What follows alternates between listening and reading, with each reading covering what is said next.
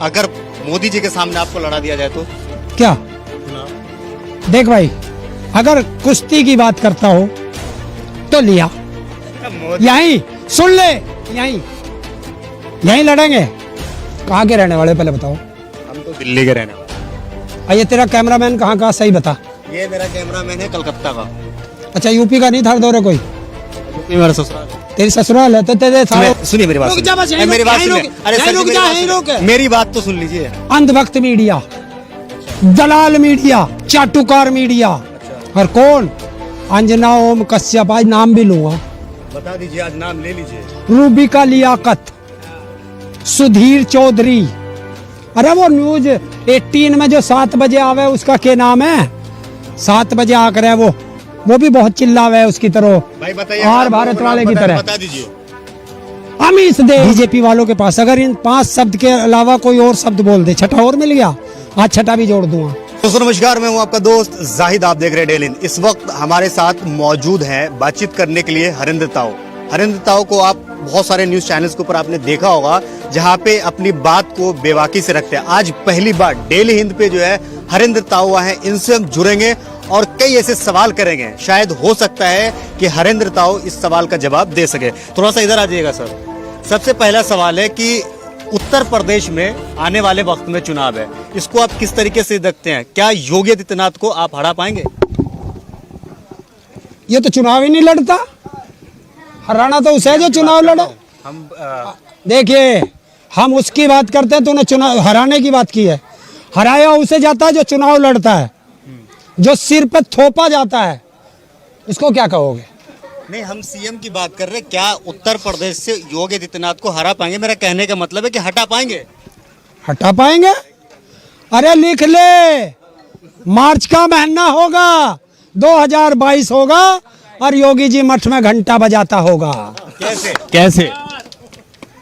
Vote की चोट से। हिंदू तो साथ है उनके ना, योगी आदित्यनाथ। क्यों, मैं तुझे अमेरिका से दिखाई दे रहा? मैं हिंदू ना, मेरे से बड़ा हिंदू है?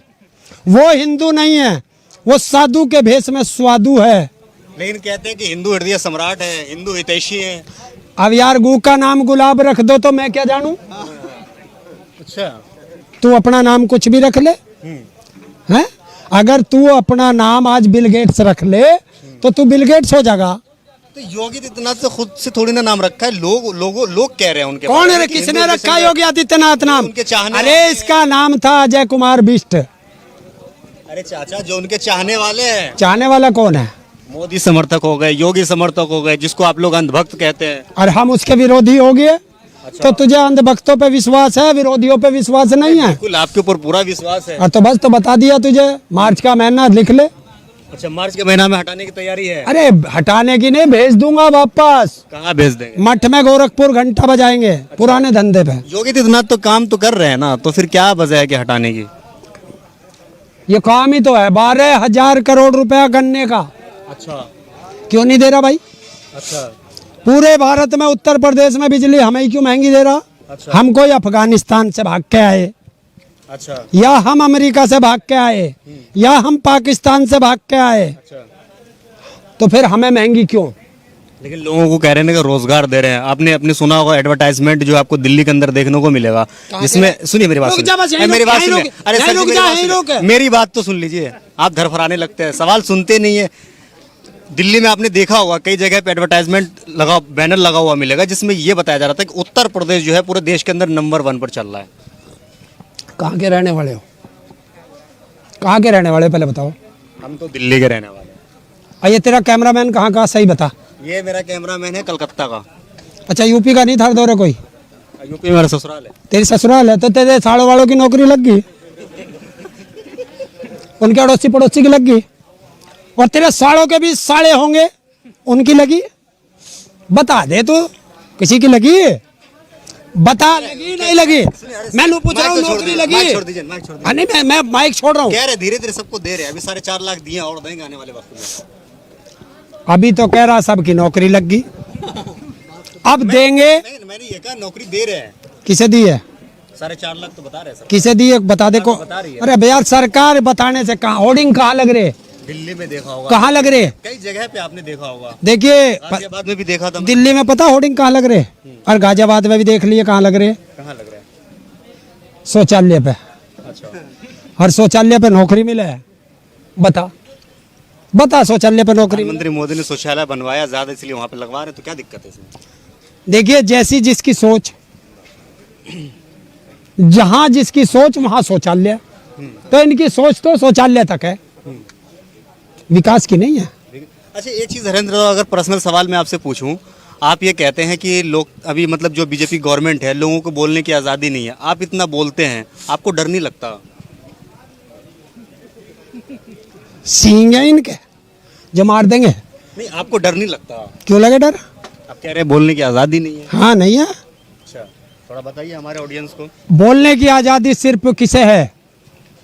जो बीजेपी के अंधभक्त हैं, जो बीजेपी के गुलाम हैं, जो बीजेपी के चाटुकार हैं, उनको बोलने की आजादी है। कौन है बीजेपी के चाटुकार? क्या कहना चाह रहे हो, खुल करके बताइए आप। अब बताता हूँ। अंधभक्त मीडिया, अच्छा दलाल मीडिया, अच्छा चाटुकार मीडिया, अच्छा, और कौन? अंजना ओम कश्यप, आज नाम भी लूंगा, बता दीजिए, आज नाम ले लीजिए। रूबिका लियाकत, सुधीर चौधरी। अरे वो न्यूज 18 में जो 7 बजे आवे, उसका क्या नाम है? 7 बजे आकर है वो भी बहुत चिल्लावे उसकी तरह, भाई बताइए, आर आप भारत नाम वाले की बता- तरह। बता दीजिए। अमीश देवगन, आपका याददाश्त भी बहुत मजबूत है। और वो आर भारत वाला पूछता है भारत। थूकता है भारत। आज उससे ही तो पूछ रहा हूँ कि जिस दिन उसको पकड़ा था बॉम्बे में पुलिस ने एक पुराने केस में, तो ये चाटुकार मीडिया जिनका मैंने नाम लिया और भी है, अच्छा ये सारे कहते थे कि लोकतंत्र खतरे में है। अच्छा, आज पूछना चाहता हूं कि आज तुम्हारी मां कहां मर गई कि जब उसने कहा है कि आर भारत विद तालिबान। अच्छा, आप ये जितने भी मीडिया न्यूज़ चैनल्स है, आप इनको कह रहे हैं कि अंधभक्त है, गोदी मीडिया, लेकिन अभी आप देखेंगे तो जितने सारे मीडिया सब पे ये चल रहा है, जो अफगानिस्तान में जो लोगों के ऊपर अत्याचार है, उसके बारे में यहाँ पे दिखाया जा रहा है, बताया जा रहा है किस तरीके से वहाँ पे लोगों के साथ शोषण हो रहा है। वो इसलिए दिखाया जा रहा है कि जनता का हिंदुस्तान के मुद्दों से ध्यान भटकाना। अच्छा, कि भाई इस अफगानिस्तान में जो क्राइसिस हुआ है, इससे पहले सारा मीडिया कह रहा था कि भारत में तीसरी लहर आने वाली है कोरोना की। अब वो ना हो क्या? वो अफगानिस्तान चली गई। लिख ले, वो तीसरी लहर नहीं आने की भारत में। कब आ गई? ना आवे ना, क्योंकि मुद्दा दूसरा मिल गया ना। तो विपक्ष वाले बता रहे थे कि अभी यूपी में चुनाव है, इसलिए कोई लहर नहीं है जब। अरे मसाला मिल गया ना दूसरा। अच्छा उन्हें मसाला मिल गया जनता का ध्यान भटकाने के लिए। अच्छा, मैं ये पूछता हूँ योगी जी से खुला, पूछिए। योगी जी बताओ, अफगानिस्तान का समर्थन जिसने भी किया आपने यूपीए लगा दिया, तो बताओ इस आर भारत के क्या नाम है इसका, अर्नव गोस्वामी, ये तालिबान के साथ है, इसने ट्वीट किया है। बताओ नोएडा में बैठा है, कब यूपीए लगा के और इसके गाजियाबाद की या नोएडा की जेल में भेज रहे हो। और अगर आपने ऐसा नहीं भेजा, इसको नहीं भेजा, तो फिर आप पक्का आप गद्दी पे बैठने के लायक नहीं हो, छोड़ दीजिए, क्योंकि आप पक्षपात करते हो। अच्छा, मोदी जी को कैसा प्रधानमंत्री आप मानते हैं देश के लिए? कोई सा नाम ढूंढना पड़ेगा। बता दीजिए थोड़ा सा जल्दी जल्दी, अगर वक्त है तो आपके पास। इस दुनिया का सबसे झूठा अच्छा, प्रधानमंत्री, भारत विक्रेता प्रधानमंत्री, सबसे धोखेबाज प्रधानमंत्री। क्यों?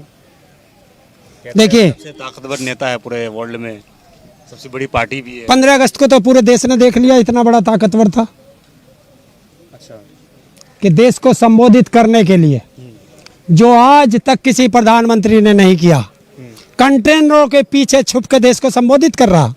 इससे तो अपने उसमें सात रेस कोर्स वाले मकान से ही एक माइक सा लगा के वो तो लाइव चलना था, कहीं देख लेते। 56 इंच के सीना कही है इसके। मोदी जी कितना टारगेट कर रहे हैं। अच्छा, एक सवाल, आखिरी सवाल मैं आपसे करूंगा, अगर मोदी जी के सामने आपको लड़ा दिया जाए तो क्या चुनाव? नहीं, मैं चुनाव वाला थोड़ा ही, मैं तो आंदोलन वाला हूँ। नहीं, लड़ा दिया जाए तो? देख भाई, अगर कुश्ती की बात करता हो तो लिया, मोदी यहीं सुन ले, यहीं लड़ेंगे। जो जिंदा चला जा अपने घर को वही मोदी जीत जितने जाएगा। हट्टे कट्टे हैं, आपसे लंबी दाढ़ी है उनके पास। और दाढ़ी तो सारे पाकिस्तान वालों के है। अच्छा, दाढ़ी तो आसाराम के भी थी, दाढ़ी राम रहीम के भी थी। पूछिए कहाँ है वे, वहीं जाना है सर। अच्छा, हाँ, फिर भी तिहाड़ में। अच्छा, अरे प्रधानमंत्री मोदी है, आप उनको जेल भेजने की बात कर रहे हैं। क्यों? कहते हैं अगर मोदी नहीं होते तो आज हिंदू ही नहीं बचता, देश ही नहीं बचता। सुन, ये हिंदू जो है ना तो मुगलों से डरा, हाँ, ना तो मुगलों के राज में हिंदू खतरे में था, ना अंग्रेजों के राज में हिंदू खतरे में था, ना 67 साल और प्रधानमंत्री का राज करके ना जब खतरे में था। और जब से बीजेपी आई है तो यारो ना हिंदू खतरे में है, ना मुसलमान खतरे में है, ना मेरा ये सिख खतरे में है। आज ये समय अगर खतरे में है तो ये भारत की इकलौती सरकार बीजेपी खतरे में है। अच्छा, एक सवाल और आपसे है, जिस भी प्रदेश के अंदर चुनाव होता है, मान लीजिए कि अभी कुछ दिन पहले आपके पश्चिम बंगाल के अंदर चुनाव हुआ, तो ये बताया जा रहा था कि पश्चिम बंगाल के हिंदू खतरे में है। अब आने वाले वक्त में उत्तर प्रदेश में चुनाव है, तो यहाँ पे भी कहीं ना कहीं ट्रेंड चलाया जा रहा है कि उत्तर प्रदेश के हिंदू खतरे में है। तो ऐसा क्यों है कि जहाँ पे चुनाव होता है वहाँ के हिंदू खतरे में हो जाते हैं? बंगाल के चुनाव, बंगाल वाले तो खतरे से बाहर आ गए। अगर वहां बीजेपी की सरकार बन जाती तो वहां हमेशा हिंदू खतरे में रहता। ऐसा क्यों? है? इनके पास है क्या? इनके पास 5 शब्द है, छठा इन्हें मिल गया। अच्छा, बीजेपी वालों के पास अगर इन 5 शब्द के अलावा कोई और शब्द बोल दे, छठा और मिल गया। आज छठा भी जोड़ दूंगा, हिंदू मुसलमान, कब्रिस्तान शमशान और पाकिस्तान। अब का इनका छोटा भैया आ गया तालिबान। अच्छा, अगर इनके अलावा कोई बोल दे तो बता दो। मतलब और ये 3-4 उनके एक नेता ने कहा है कि जिसको महंगाई लगती हो, सस्ता पेट्रोल चाहिए, तो वो तालिबान चला जाए, क्योंकि हिंदुस्तान इनके बाप का है। जो तिरंगे का अपमान करते हो वो हमें बता रहे हैं कि तालिबान चले जाओ। कह रहे वहाँ सस्ता पेट्रोल मिलता है, इस वजह से पेट्रोल डीजल वहाँ पे सस्ते हैं। तो इनसे कहो कि जब मोदी की दाढ़ी से पाकिस्तान डरता है तो भेज दो मोदी को तालिबान, इसकी दाढ़ी से तालिबानी डर जाएंगे, वहां जाके सरकार बना ले। कौन? बीजेपी? हाँ, यही बना लेंगे बीजेपी वाले, आरएसएस वाले। और आरएसएस वाले भी कहते थे कि 3 दिन में हम इतनी बड़ी फौज खड़ी कर देंगे पाकिस्तान के बॉर्डर पे। अच्छा, तो यहाँ क्यों नाच तोड़ रहे हो? भेज दे, तालिबान में एक नया वो बना लेंगे, अखंड भारत। जाओ अफगानिस्तान, वहां जाकर लड़े। भारत का भी बहुत मतलब चलता है सोशल मीडिया पर ट्रेंड, जिसमें कि ईरान सबको समेटे हुआ है। तो 56 इंच की छाती वाला बोला है कि मैं अफगानिस्तान के साथ हूँ या तालिबान के साथ हूँ? बोला? अभी तो उन्होंने कुछ कहा नहीं। क्यों? बताइए क्यों? अखंड बताओ यार, दर्द तेरे बताऊंगा मैं, बता दीजिए ना थोड़ा। तो बताएगा, वो बताएगा ना कि क्यों नहीं बोल रहा। आपको क्या लगता है? डरता है किससे? देश की जनता से। मोदी जी? और अगर देश की जनता से नहीं डरता तो बता लाल किले की बैरिकेडिंग ऐसी क्यों कराई थी? कहते हैं मोदी जी ना डरते हैं ना झुकते हैं। तो अगर बताओ। झुकते तो जो कृषि बिल है वो वापस ले लेते। कौन कह रहा नहीं झुकता? ममता बनर्जी के सामने ऐसे खड़ा था। अगर ना हो तो फोटो दिखा दूं। हाँ, वो देखा था मैंने भी। देखा था? तो कौन झुका? और शेरनी कैसे खड़ी थी? ऐसे शेरनी थी वो, कैमरा की तरफ देखिए, हाथ जोड़ के। शेरनी ऐसे थी। और 56 इंच के सीने वाला, लंबी दाढ़ी वाला आसाराम का छोटा भाई झांसाराम, वो ऐसे खड़ा था। चलिए, बहुत बहुत शुक्रिया, बहुत अच्छा लगा बातचीत करके। तो हमारे साथ यहाँ पे हरेंद्र ताऊ जुड़े हुए थे बातचीत करने के लिए। इनसे हमने कई मुद्दों पे बात करने की कोशिश करी है। आपको क्या लगता है इस वीडियो के नीचे कमेंट करके जरूर बताएगा। वीडियो अगर आपको अच्छा लगा तो इसे लाइक और शेयर जरूर कीजिएगा। जय हिंद, जय भारत, अपना ख्याल रखिए, हंसते रहिए, मुस्कुराते रहिए।